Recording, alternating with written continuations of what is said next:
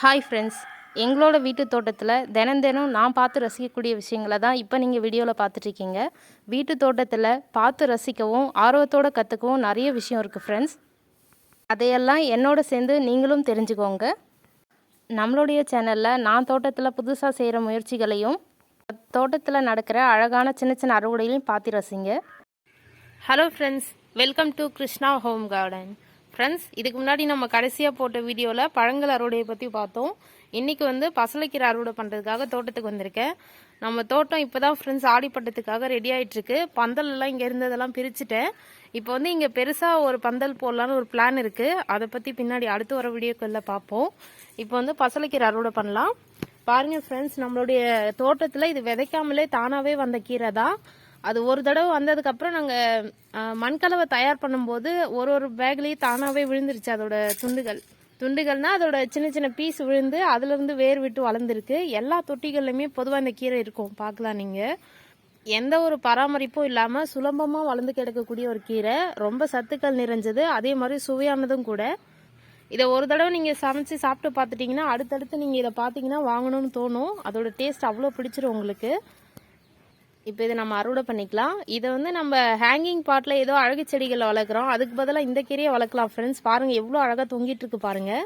இது வளர்க்கும் போது உங்களுக்கு ரொம்ப யூஸ்ஃபுல்லாக இருக்கும். சமையலுக்கும் நீங்கள் பயன்படுத்திக்கலாம், பார்க்கவும் ரொம்ப அழகாக இருக்கும். நம்ம அதை பற்றி அடுத்ததாக ஒரு வீடியோவில் பார்ப்போம் இதை எப்படி வளர்க்கலான்னு. பாருங்கள், ஈஸியாக நம்ம கையாலேயே அறுவடை பண்ணிக்கலாம். இதில் இருக்கக்கூடிய வேர் பகுதியெல்லாம் நம்ம எடுக்க வேண்டாம், ஏன்னா அடுத்தடுத்து வளர்ந்து வந்துக்கிட்டே இருக்கும், அதனால இதை விட்டுருவோம். இது சீசன் வரும்போது தானாகவே அதிகமாக வளரும் ஃப்ரெண்ட்ஸ். மற்ற டைம்லேயும் வளரும், ஆனால் சீசன் வரும்போது இந்த மாதிரி நிறைய வளரும். பாருங்கள் ஃப்ரெண்ட்ஸ், அந்த ஒரு பாட்டில் இருந்து எடுத்ததே இவ்வளோ கீரை வந்திருக்கு. நம்ம மற்ற கீரைகள்லாம் நம்ம சட்டியில் போட்டு வதக்கும் போது ரொம்பவே அளவு குறைஞ்சிரும். ஆனால் இது அப்படி கிடையாது. நம்ம எவ்வளோ எடுக்கிறோமோ அதுக்கேற்ற மாதிரி கீரை கடையும் போது நிறைய வரும்.